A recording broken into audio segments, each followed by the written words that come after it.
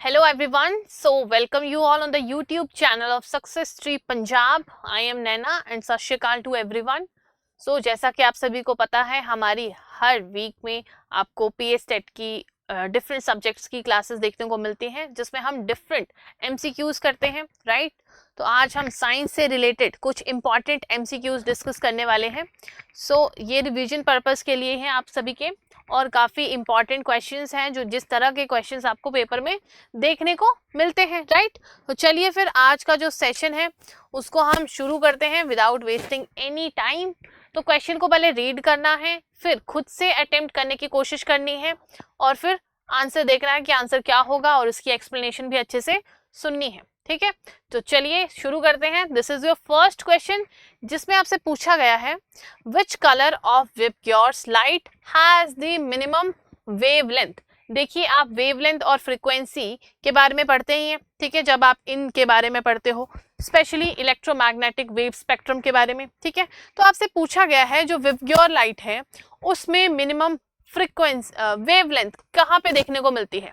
तो मैंने आपको पहले भी बताया था कि इसको याद करने का तरीका है एक, ठीक है? विबग्योर पहले तो ऐसे लिख लो, ठीक है? वर्टिकली इसको ऐसे लिख लो, V से वायलेट है और R से है आपका रेड कलर. तो आपको पहले भी बताया गया है जो रेड कलर है उसकी होती है लॉन्गेस्ट वेवलेंथ, ठीक है? क्या होती है? Longest wavelength. और मिनिमम या बोल लो सबसे कम वेवलेंथ आपको कहाँ पे देखने को मिलती है? मिनिमम वेवलेंथ आपको देखने को मिलती है आपके वायलेट कलर की, ठीक है? तो आपसे क्वेश्चन में पूछा गया है मिनिमम वेवलेंथ किसकी है, तो आंसर क्या होगा आपका? ऑप्शन नंबर बी, जो आपका वायलेट कलर है उसकी वेवलेंथ सबसे कम होगी. इसके साथ साथ आपको ये चीज ध्यान रखनी है कि जो वायलेट कलर है उसकी मिनिमम वेवलेंथ तो होगी, लेकिन अगर आपसे पूछा जाए कि फ्रीक्वेंसी किसकी है ज्यादा, तो इसकी फ्रीक्वेंसी ज्यादा होगी, ठीक है? और जो रेड कलर है इसकी होती है लॉन्गेस्ट वेवलेंथ, इसलिए ये क्या होता है? लीस्ट स्कैटरिंग आपको यहाँ पे देखने को मिलती है, ठीक है? लीस्ट स्कैटरिंग आपको यहाँ पे देखने को मिलती है. इसलिए जितने भी आपके डेंजर सिग्नल होते हैं, ठीक है, डेंजर सिग्नल होते हैं या फिर एम्बुलेंस का भी जो सिग्नल होता है वो कौन से कलर का होता है? रेड कलर का होता है, क्योंकि वो स्कैटर्ड लेस होता है और दूर से भी प्रॉपरली विजिबल होता है, राइट? तो ये डिफरेंस भी आपको पता होना चाहिए. इस तरह के क्वेश्चन बहुत बार आपके एग्जाम में पूछे गए हैं. चलिए होपफुली अब आपका जो ये क्वेश्चन था क्लियर हो चुका होगा और आप कभी भी इसको गलत नहीं करोगे. चलो नेक्स्ट क्वेश्चन देखते हैं. नेक्स्ट में पूछा गया है light travel fastest in nitrogen, air, steel या फिर वैक्यूम. जो आपकी लाइट है वो फास्टेस्ट कहाँ पे ट्रैवल करती है? जी सोचें और फिर आंसर बताएं.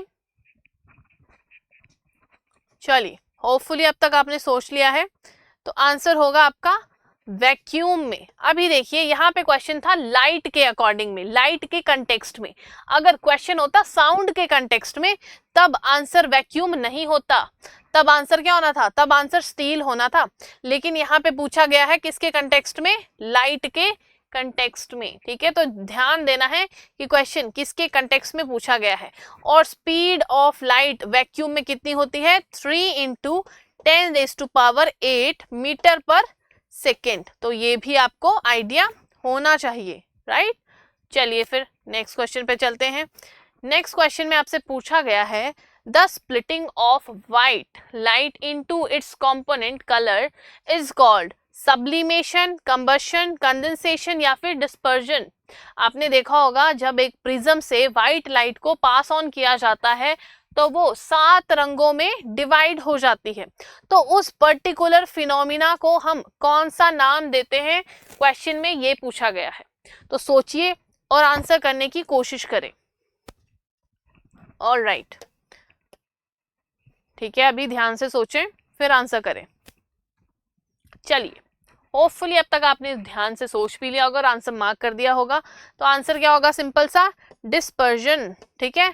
क्या बोलते हैं उसको? डिस्पर्जन बोलते हैं, ठीक है? Dispersion of white light by a prism, ठीक है? तो ये 7 रंगों में डिवाइड हो जाती है, वही जो हमने अभी पीछे पढ़ा था विबग्योर के बारे में, जिसमें रेड कलर जो है उसकी मैक्सिमम क्या होगी? वेवलेंथ होगी और मिनिमम होगी आपकी वायलेट कलर की. और मोस्ट बेंडिंग भी किसकी होगी, वायलेट कलर की। तो क्वेश्चन ऐसे भी पूछा जा सकता है कि बेंडिंग सबसे ज्यादा कहाँ पे होगी, और लीस्ट बेंडिंग होगी आपकी रेड कलर की। ठीक है, तो किसी भी क्वेश्चन को किसी भी तरह से पूछा जा सकता है, आपने ध्यान रखना है इस चीज का। ठीक है, और वहां पे एक टर्म थी आपकी सब्लिमेशन।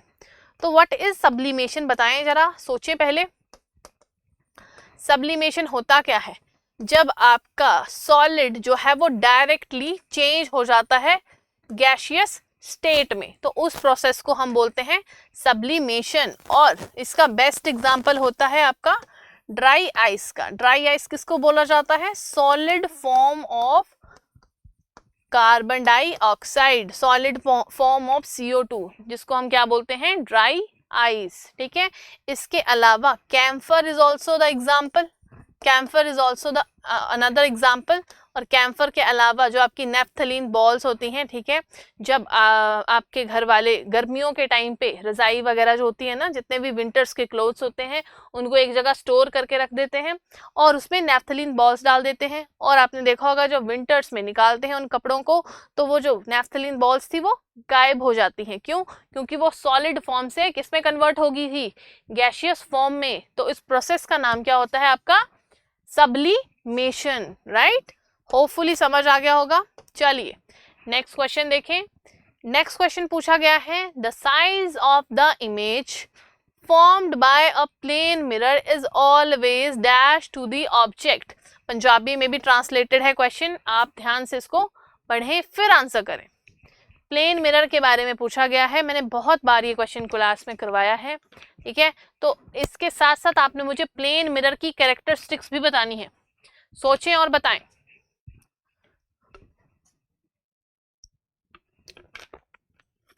ऑलराइट, होपफुली सोच लिया है अब तक। तो मैं आपको बता दूं, जो प्लेन मिरर होता है, जो हमारे घरों में इमेज, घरों में लगा होता है, ठीक है, प्लेन मिरर, वो किस तरह की इमेज बनाता है, इक्वल साइज की इमेज बनाता है। मतलब आपके घर में जो मिरर है, आपको जितना उस मिरर में देख पा रहे हो उतनी ही इमेज आपकी उस मिरर में बनेगी, और वो इक्वल साइज की इमेज बनाता है और इक्वल डिस्टेंस पे इमेज बनाता है। मतलब मिरर के आप जितनी दूरी पे खड़े हो, मिरर इमेज भी उतनी ही दूरी पे बनाएगा। राइट, और जो इमेज होती है वो किस तरह की होती है, एक तो लेटरल इन्वर्जन, लेटरल इन्वर्जन भी आपको वहां पे देखने को मिलता है। लेटरल इन्वर्जन का मतलब मैंने बताया था, लेफ्ट हैंड ऊपर करोगे तो राइट हैंड ऊपर होता है, वो क्या होता है आपका लेटरल इन्वर्जन। और इमेज किस तरह की बनती है, देखिए, एक तो होती है इरेक्ट, इरेक्ट यानी कि सीधी इमेज बनाता है, और जहां पे ई आ गया वहां पे क्या आता है, वी, यानी कि वर्चुअल इमेज बनती है। वर्चुअल यानी कि बिहाइंड द मिरर इमेज बन रही है। तो याद रखना है, in case of your plane mirror हमेशा आपको किस तरह की इमेज देखने को मिलती है, इक्वल साइज की, इक्वल डिस्टेंस पे इमेज बनती है, लेटरली इन्वर्टेड होती है, वो इन्वर्जन देखने को मिलता है, इरेक्ट होती है, सीधी होती है, और वर्चुअल होती है, बिहाइंड द मिरर आपको इमेज देखने को मिलती है। ठीक है, तो ये सारे फैक्ट्स हैं, ध्यान रखने हैं। नेक्स्ट क्वेश्चन पूछा गया है, what are the objects like the sun that emit light of their own called.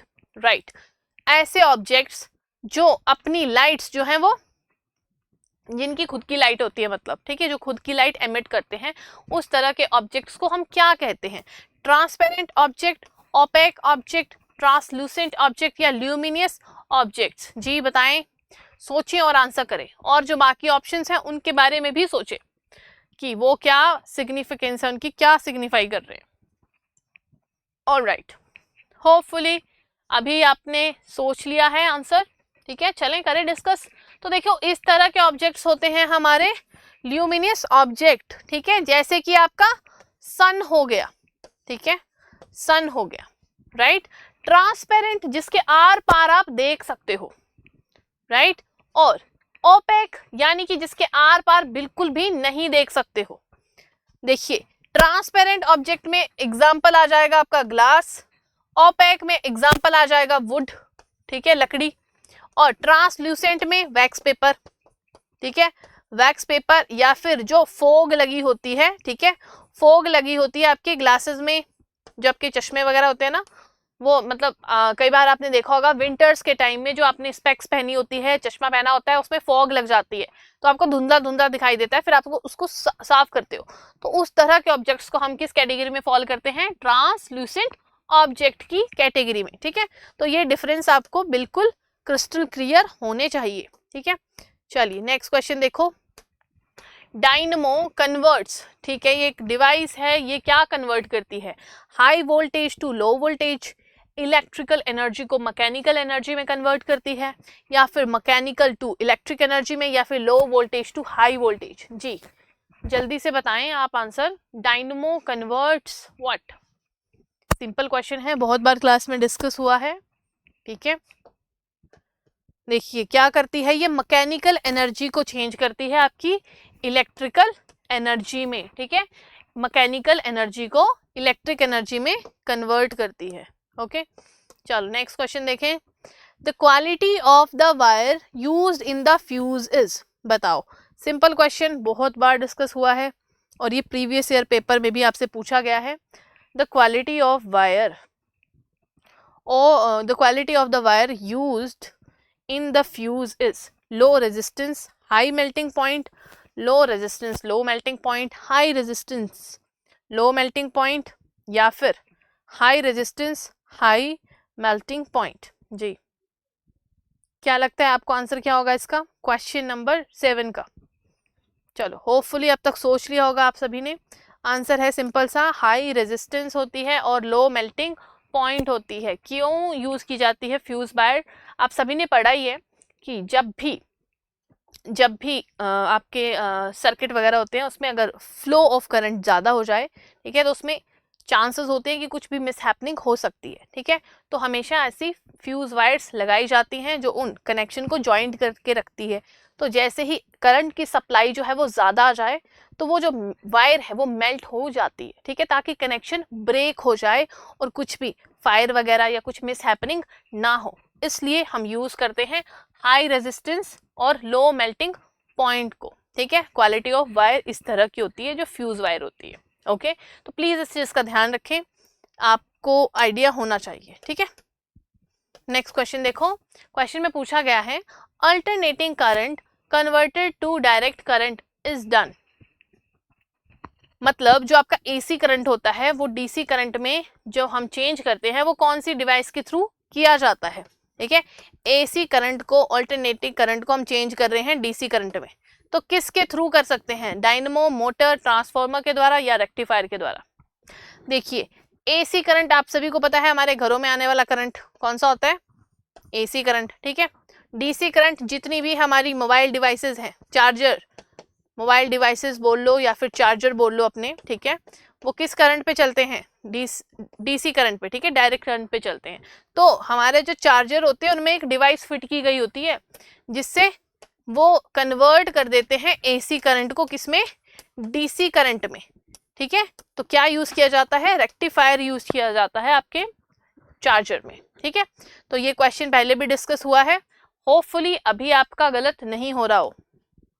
Next question देखो, इसमें पूछा गया है what is the name of the device that records electrical charge changes during heart beating. ठीक है, device का नाम पूछा गया है, बताएं।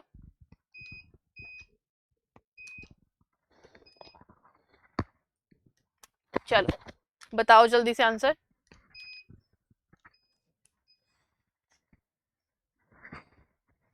ऑलराइट, ठीक है, तो होपफुली अब तक आपने आंसर सोच लिया होगा। ठीक है, तो आंसर क्या होगा आपका? इलेक्ट्रोकार्डियोग्राम। ठीक है, आप इसको भी समझ सकते थे। और हमारी अगर आपको आइडिया है कार्डियक मस्कुलर मसल्स के बारे में तो वो कहाँ पे पाई जाती हैं वो भी आपने कमेंट सेक्शन में मुझे बताना है। ठीक है, हम पढ़ते हैं इस बारे में, कार्डियक मसल्स कहाँ पे पाई जाती हैं, वो क्वेश्चन आपने आंसर करना है मुझे। ठीक है, कमेंट सेक्शन में।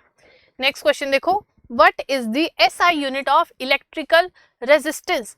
इलेक्ट्रिकल रेजिस्टेंस का एसआई यूनिट कौन सा है? ओहम है, एम्पियर है, मो है या फिर वोल्ट है? सिंपल क्वेश्चन, जल्दी से आंसर सोचो और आंसर दो। तो आंसर क्या होगा आपका? ओहम। ठीक है, अब देखो ओहम तो पढ़ लिया, ओहम लॉ के बारे में भी देख लो। ओहम लॉ क्या बोलता है? V it is equal to I R पढ़ा है ना, ये V से आपका वोल्टेज आ गया, I से आपका करंट आ गया और R से आ गया रेजिस्टेंस, ठीक है। और आप यहाँ से सिग्निफाई कर सकते हो कि जो आपका करंट है वो क्या है, इनवर्सली प्रोपोर्शनल होता है रेजिस्टेंस के, ठीक है। I से क्या है, ये करंट है, ठीक है। और R क्या सिग्निफाई कर रहा है, रेजिस्टेंस, ऑलराइट। R से क्या है आपका, रेजिस्टेंस है, मतलब करंट जो है वो इनवर्सली प्रोपोर्शनल है किसके, रेजिस्टेंस के। और एक और चीज ध्यान रखनी है कि रेजिस्टेंस का फॉर्मूला क्या था, resistance it is equal to rho L upon A, ठीक है। Rho L upon A, L क्या है, लेंथ, ठीक है। ए से क्या है आपका एरिया, और रो क्या सिग्निफाई कर रहा है, रेजिस्टिविटी, क्या सिग्निफाई कर रहा है, resistivity. Resistivity is a different term and resistance is a different term. तो ये सब हम पढ़ते हैं आपके मैग्नेटिज्म वाले चैप्टर में, ठीक है। तो ये पूरा आपको आइडिया होना चाहिए इनके चीजों के बारे में, ठीक है। चलो नेक्स्ट क्वेश्चन देखो, पूछा गया है आपसे direct current is converted into alternating current by, alright. अब आपसे इसमें उल्टा पूछा गया है कि जब आपको डीसी करंट को चेंज करना हो एसी करंट में तो कौन सी डिवाइस के थ्रू आप चेंज करते हो। जब हमने उल्टा पढ़ा था, एसी को डीसी में कन्वर्ट करते हैं तो रेक्टिफायर यूज होता है। तो अगर हम डीसी करंट को एसी में कन्वर्ट करेंगे तब कौन सी डिवाइस का यूज होता है, बताओ। देखो क्या यूज होता है, बाई इन्वर्टर, इन्वर्टर के थ्रू हम चेंज कर सकते हैं डीसी करंट को एसी करंट में, ठीक है। चलिए नेक्स्ट क्वेश्चन पूछा गया है, what is the a quantity और phenomena that has two independent properties, magnitude and direction called. देखिए जब आप फर्स्ट चैप्टर पढ़ते हो यूनिट्स एंड मेजरमेंट्स का, उसमें आप स्केलर क्वांटिटी और वेक्टर क्वांटिटी के बारे में पढ़ते हो, ठीक है। एक होती है आपकी स्केलर क्वांटिटी, एक होती है वेक्टर। तो स्केलर में सिर्फ आप बात करते हो मैग्नीट्यूड की, लेकिन जहां पे आपके पास मैग्नीट्यूड भी हो और डायरेक्शन भी हो, उस तरह की क्वांटिटी को आप क्या नाम देते हो, वेक्टर क्वांटिटी, ठीक है। तो ये डिफरेंस आपको पहले ही क्लियर होना चाहिए। जैसे आप पढ़ते हो फंडामेंटल यूनिट्स और डेराइव्ड यूनिट्स के बारे में, फंडामेंटल यूनिट्स क्या होते हैं, इंडिपेंडेंट इन नेचर, वहीं डेराइव्ड यूनिट क्या होते हैं, dependent on the fundamental units, ठीक है। तो यहाँ पे आंसर होगा आपका वेक्टर क्वांटिटी। वेक्टर क्वांटिटी के पास अपना मैग्नीट्यूड भी होता है और डायरेक्शन भी होती है।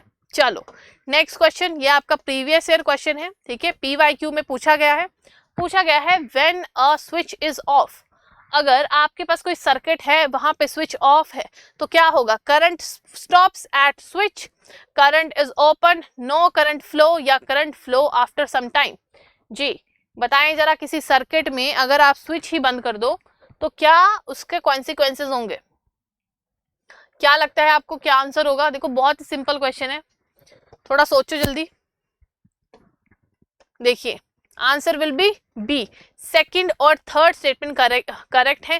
देखो फोर्थ में लिखा गया है current flow after some time, अरे कैसे फ्लो करेगा, स्विच ही ऑफ है तो, ठीक है। पहला है करंट स्टॉप्स एट स्विच, नहीं स्विच पे थोड़ी स्टॉप होगा, पहले स्टॉप हो जाएगा, जैसे ही स्विच बंद किया करंट फ्लो होना बंद हो जाएगा, क्योंकि करंट कब फ्लो करता है, जब स्विच ऑन हो और जब आपकी इलेक्ट्रॉन्स की मूवमेंट स्टार्ट हो जाए, तभी एक सर्किट में आपका करंट फ्लो करता है। अब जो आपका सर्किट होता है, ठीक है, अगर मैं आपको बता दूं, मान लो ये आपका बल्ब है, ठीक है, बल्ब है और इसको आपने किसी बैटरी के साथ अटैच किया है, ठीक है, ये आपकी बैटरी आ गई और यहाँ पे आ गया आपका स्विच। अब स्विच बोला है ओपन है, ठीक है, तो ओपन का साइन ये होगा, रुको आपको थोड़ा सा सर्किट का डायग्राम पता होना चाहिए, ठीक है। ये जो आपका स्विच है ये ओपन है, ठीक है, ये कौन सी कंडीशन है, जब आपका सर्किट ओपन है। अब क्लोज कब होगा, क्लोज कब होगा, देखो क्लोज वाला भी साइन बता देती हूँ। अब देखो जब हमने इसको पूरा ज्वाइन करवा दिया तो ये क्या हो गया, आपका क्लोज हो गया, ठीक है, सर्किट आपका पूरा क्लोज हो गया। अब यहाँ पे जैसे ही क्लोज होगा, स्विच ऑन किया, करंट की सप्लाई शुरू हो जाएगी और बल्ब जो है वो ऑन हो जाएगा, ठीक है। तो ये आप बेसिक सी चीजें पढ़ते ही हो साइंस में। नेक्स्ट क्वेश्चन देखो, पूछा गया है आपसे पॉलिनेशन रेफर्स टू, क्या है पॉलिनेशन, बताएं जरा। Pollen transfer anther to ovary, male gametes transfer anther to stigma, pollen transfer anther से स्टिग्मा, या पोलन ट्रांसफर होते हैं एंथर टू ओव्यूल। जी, पॉलिनेशन रेफर्स टू, सोचो और बताओ, take your time and answer the question. सबसे पहले तो आपको पता होना चाहिए पोलन्स जो मेल रिप्रोडक्टिव पार्ट्स हैं वो पाए कहाँ जाते हैं, एंथर में पाए जाते हैं। ठीक है, देखो एंथर में पाए जाते हैं और एंथर से वो पहुंचते हैं किसमें, स्टिग्मा में। स्टिग्मा क्या है आपका, स्टिकी लाइक सब्सटेंस होता है और वहां पे एक ट्यूब लाइक स्ट्रक्चर इस तरह का सब्सटेंस होता है ना, ठीक है। और वहां पे आप देखते हो कि अगर आपका फ्लावर है, मैंने डायग्राम इंक्लूड नहीं किया है बट ठीक है, आपका जो एंथर होता है उसमें पाए जाते हैं पोलन्स, ठीक है। और वो थ्रू बायोटिक या एबायोटिक फैक्टर्स के थ्रू पहुंचते हैं किस पे, जो आपका स्टिग्मा होता है वहां पे पहुंचते हैं। स्टिग्मा स्टिकी लाइक सब्सटेंस होता है जिसके थ्रू वो पहुंचते हैं ओव्यूल में, ठीक है। बाकी की फर्टिलाइजेशन की प्रोसेस वहीं पे स्टार्ट होना शुरू होती है, ठीक है। तो ये बेसिक्स आइडिया होना चाहिए आपको पॉलिनेशन का। और एक और चीज, पॉलिनेशन जो है वो दो तरह की होती है, ठीक है। एक होती है आपकी सेल्फ पॉलिनेशन, ठीक है, और दूसरी होती है आपकी क्रॉस पॉलिनेशन, ठीक है। तो ये आइडिया होना चाहिए what is self pollination and what is cross pollination. Self pollination में क्या होता है, एक ही फ्लावर में दोनों मेल और फीमेल रिप्रोडक्टिव पार्ट्स अवेलेबल होते हैं। क्रॉस पॉलिनेशन में एक फ्लावर में एक ही रिप्रोडक्टिव पार्ट होगा और वो दूसरे फ्लावर में दूसरा होगा, ठीक है। मतलब मेल रिप्रोडक्टिव पार्ट एक फ्लावर में होगा और फीमेल रिप्रोडक्टिव पार्ट दूसरे में होगा। और वो कैसे उनकी फर्टिलाइजेशन की प्रोसेस होगी, बायोटिक और एबायोटिक कंपोनेंट्स के थ्रू, ठीक है। बायोटिक यानी कि जो लिविंग कंपोनेंट्स हैं जैसे कि आपके इंसेक्ट्स हो गए, ओके, और एबायोटिक में वाटर हो गया, विंड हो गया, ठीक है। तो ये सब आपने पढ़ा हुआ है, बहुत बार मैंने क्लास में करवाया भी है, वो भी आपने ध्यान रखना है, ठीक है। नेक्स्ट क्वेश्चन में पूछा गया है water cycle does not involve, इनमें से कौन सी ऐसी प्रोसेस है जो वाटर साइकिल में नहीं आती है। जी आंसर बताएं, इवेपोरेशन, कंडेंसेशन, क्लाउड फॉर्मेशन या rain water harvesting. Simplest question, ठीक है, कौन सी नहीं आती है, रेन वाटर हार्वेस्टिंग। ये भी आपका प्रीवियस ईयर क्वेश्चन है, ठीक है। देखो सिंपल सिंपल से क्वेश्चन पूछे गए हैं साइंस से, इतना भी मुश्किल पेपर नहीं आया हुआ है अभी तक, ठीक है। देखो ये भी आपका क्या है, PYQ है। Open drains breed, open drain से क्या होता है, फ्लाइज आ सकते हैं, मॉस्किटो आ सकते हैं, डिजीज कॉजिंग ऑर्गेनिजम्स आ सकते हैं, या D all of the above. Simplest question, answer will be your option number D, all of these, ठीक है। सब कुछ हो सकता है अगर आपकी जो ड्रेन्स हैं वो ओपन है, ठीक है। जहाँ पे पानी आ गया वहाँ पे मच्छर, फ्लाइज, डिजीजेस वहाँ पे आ जाते हैं ना, देखा ही आपने भी, ठीक है। Next question, neutralisation reaction products are always, बताएं जरा न्यूट्रलाइजेशन रिएक्शन से आप क्या समझते हो। देखो मैंने पहले भी बताया है और ये भी आपका PYQ है, प्रीवियस ईयर क्वेश्चन में पेपर में पूछा गया है, ठीक है।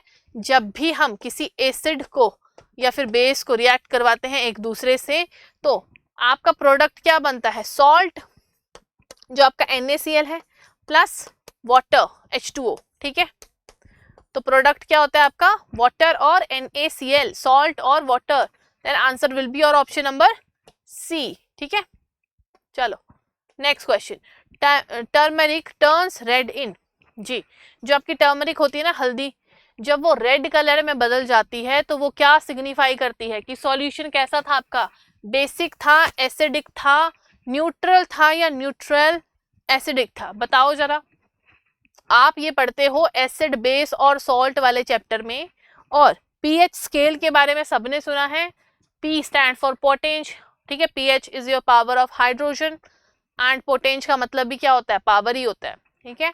तो pH स्केल में आप देखते हो अगर pH आपका 7 हो तो वो होता है न्यूट्रल, pH 7 से कम हो तो वो क्या होता है आपका एसिडिक, 7 से ज्यादा हो तो सॉल्यूशन होगा आपका बेसिक। तो वहीं हमारे पास कुछ नेचुरल इंडिकेटर्स होते हैं, ठीक है, कुछ नेचुरल इंडिकेटर्स होते हैं जिनकी हेल्प से हम पता कर सकते हैं कि जो हमारे पास सॉल्यूशन प्रेजेंट है वो एसिडिक इन नेचर है या बेसिक इन नेचर है। तो सिमिलरली टर्मरिक एक ऐसा हमारे पास नेचुरल इंडिकेटर है जो हमें बता सकता है कि सॉल्यूशन किस तरह का है। जो टर्मरिक अगर आपका रेड में बदल जाए तो वो सॉल्यूशन होगा आपका बेसिक सॉल्यूशन, ठीक है। अगर ये टर्मरिक आपका येलो का येलो ही रहे तो वो एसिडिक ही होगा। देखिए आपने देखा होगा टर्मरिक यानी कि जो हल्दी होती है, जब भी उसमें आपका आप सॉल्ट उसमें थोड़ा सा मिक्स कर दोगे तो वो किस कलर में बदल जाएगा, आपकी हल्दी का रंग बदल के क्या हो जाएगा, रेड हो जाएगा। क्यों? क्योंकि NaCl क्या है, बेसिक इन नेचर है, ठीक है। और टर्मरिक क्या है आपका, ठीक है, टर्मरिक का कलर क्या था, येलो कलर था, ठीक है। ओरिजिनली टर्मरिक का कलर क्या था आपका, येलो कलर था, ठीक है। तो जैसे ही आपका टर्मरिक सॉल्ट के कांटेक्ट में आता है इसका कलर क्या हो जाएगा, रेड। तो आप क्या बता सकते हो कि सॉल्ट ऐड हुआ है यानी कि बेसिक सॉल्यूशन ऐड हुआ है तभी आपको रेड कलर मिला है, ठीक है। तो थोड़ा सा आइडिया रखना है इन चीजों का। नेक्स्ट क्वेश्चन आपकी स्क्रीन के ऊपर, पैथोजेंस आर, जी क्या है पैथोजेंस बताएं जरा। ऑप्शन है disease causing microbes, beneficial bacteria, nutrients for the body, components of blood. जी देखो पैथोजेंस कुछ नहीं है, डिजीज कॉजिंग माइक्रोब्स को बोला जाता है आपके पैथोजेंस, ठीक है। नेक्स्ट क्वेश्चन पेडागोजी से क्वेश्चन है, साइंस पेडागोजी से। क्वेश्चन को ध्यान से पढ़ें। Constructivist teachers view students as passive recipients of knowledge, empty vessels to be filled with information, या फिर followers of strict instructional rules, या फिर प्रॉब्लम सॉल्वर।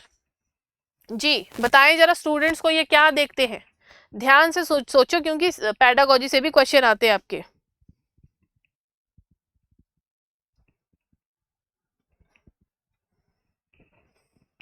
ओके होपफुली सोच लिया होगा। तो देखो ये एक स्टूडेंट को किस नजरिए से देखते हैं, एज अ प्रॉब्लम सॉल्वर, कि वो प्रॉब्लम का सॉल्यूशन निकाल लेंगे स्टूडेंट्स, ठीक है। तो प्लीज ध्यान रखना है।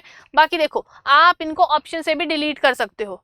Empty vessel to be filled with information नहीं, followers of strict instructional rules नहीं, पैसिव रेसिपिएंट्स ऑफ नॉलेज नहीं, ठीक है। तो आप इन स्टेटमेंट्स को भी ध्यान से पढ़ोगे तो आंसर आराम से निकल जाएगा, ठीक है। नेक्स्ट क्वेश्चन देखो, पूछा गया है oxalic acid is naturally found in, acid oxalic acid किस में पाया जाता है नेचुरली।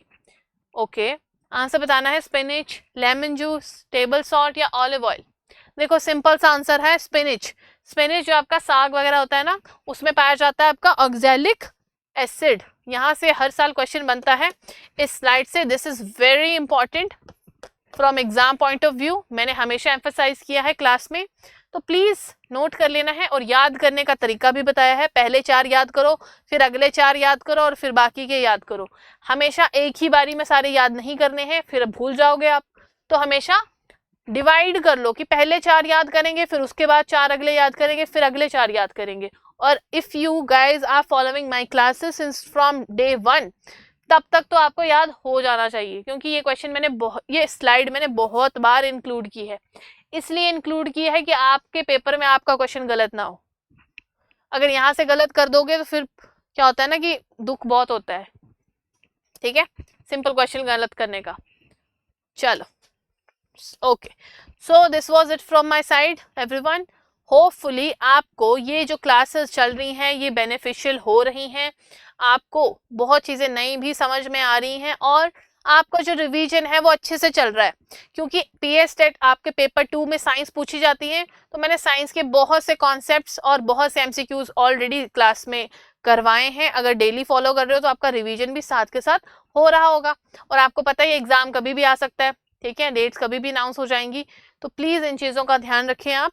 बाकी अगर जिन्होंने अभी तक तैयारी शुरू नहीं की है उन स्टूडेंट्स को मैं बताना चाहूँगी कि हमारा जो PS टेट का बैच है, अब तो हमारी क्लासेस भी कंप्लीट होगी, आई थिंक मैथ्स ही रहा है, तो आप रिकॉर्डेड बैच भी बाय कर सकते हैं, ठीक है। इस नंबर पे कांटेक्ट कर सकते हैं अगर आपने 0 से तैयारी शुरू करनी है या फिर रिवीजन पर्पस से आपको तैयारी करनी है, ठीक है। बाकी की डिटेल्स आपको यहाँ पे मेंशन ही है और आपको डिस्क्रिप्शन पे भी मेंशन डिटेल सारी मिल जाएंगी। All right, so thank you very much everyone. आप सभी ने मुझे ज़रूर बताना है कि आप क्लासेस देख रहे हो या नहीं देख रहे हो, और आपको जो क्लासेस हैं वो हेल्प कर रही हैं, किस तरह के क्वेश्चंस आपको चाहिए, केमिस्ट्री में दिक्कत आ रही है, फिजिक्स में दिक्कत आ रही है या बायो में दिक्कत आ रही है, so that I can help you guys, right.